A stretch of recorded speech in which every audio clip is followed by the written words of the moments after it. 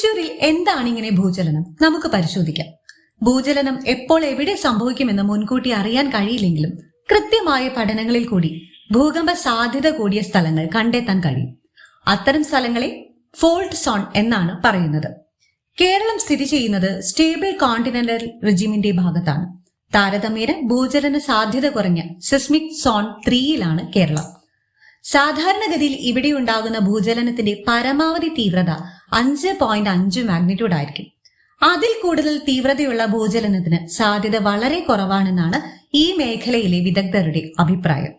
എന്നാൽ കേരളത്തിൽ 2 ഫോൾട്ട് സോണുകളുണ്ട്. തൃശൂർ ജില്ലയിലെ വടക്കാഞ്ചേരി ഭാഗത്തെ ദേശമംഗലം ഫോൾട്ട് ലൈനും ഇടുക്കിയിലെ പെരിയാർ ഫോൾട്ട് ലൈനും. ഇവിടെ രണ്ടിടത്തും നേരിയതോ മിതമായതോ ആയ ഭൂചലനങ്ങൾക്ക് സാധ്യത കൂടുതലാണെന്ന് വിദഗ്ധർ പറയുന്നത്.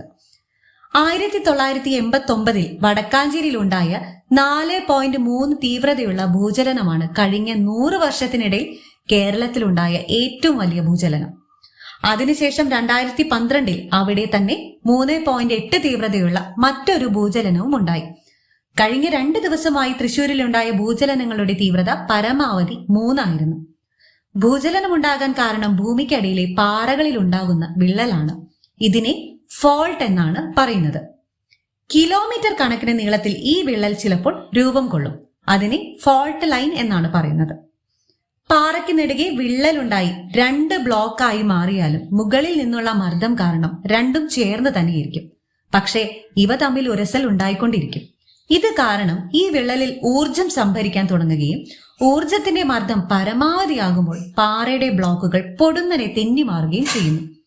ഈ ഊർജം പൊടുന്നനെ മുകളിലെ മണ്ണിനെ തള്ളി മാറ്റി പുറത്തേക്ക് വരും.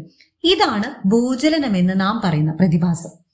ഒരു ചെറിയ ഉദാഹരണം പറഞ്ഞാൽ, വിരലുകൾ കൊണ്ട് ഞൊടിച്ച് ശബ്ദമുണ്ടാക്കുന്നത് പോലെ 2 വിരലുകൾ ശക്തിയായി അമർത്തുമ്പോൾ അവിടെ മർദ്ദം രൂപം കൊള്ളുന്നു. വിരലുകൾ പെട്ടെന്ന് തെന്നി മാറ്റുമ്പോൾ ഊർജം വായുവിലെത്തി ശബ്ദമായി മാറുന്നു. ഇതുപോലെ തന്നെയാണ് ഭൂചലനം ഉണ്ടാകുന്നത്. മുഴക്കവും ഇടിശബ്ദവും കുലുക്കവും മണ്ണിളകലും ഒക്കെ ഊർജം പുറത്തേക്ക് പോകുന്നതിന്റെ ഫലമായി സംഭവിക്കുന്നതാണ്. 3 തീവ്രതയുള്ള ഒരു നേരിയ ഭൂചലനത്തിൽ ഏതാണ്ട് 554 കിലോ വാട്ട് ഊർജം ഉണ്ടാകും. 1/2 ടൺ TMT പൊട്ടിയാലോ 50 ലിറ്റർ പെട്രോൾ ഒരുമിച്ച് കത്തിച്ചാലോ ഉണ്ടാകുന്ന ഊർജത്തിന് തുല്യമാണിത്.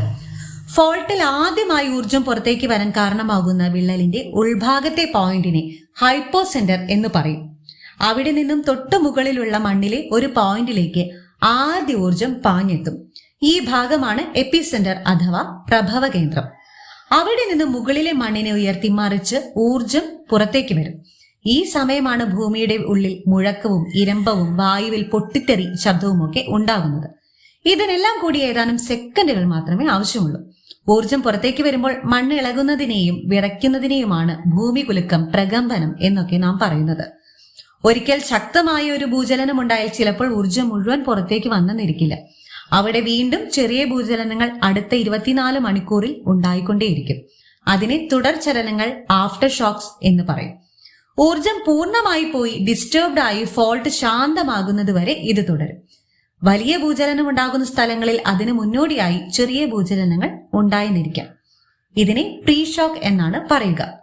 വിവരങ്ങൾക്ക് തിരുവനന്തപുരം സ്വദേശിയായ പ്രൊഫസർ മോഹൻ കുമാർ സാറിന് കടപ്പാട് അറിയിച്ചുകൊണ്ട് ഈ വീഡിയോ ഇവിടെ വൈൻഡപ്പ് ചെയ്യുന്നു. മറ്റുള്ളവരുടെ അറിവിലേക്കായി വീഡിയോ ഷെയർ ചെയ്യാൻ മറക്കരുതേ. വീഡിയോ കണ്ട ഏവർക്കും നന്ദി, നമസ്കാരം.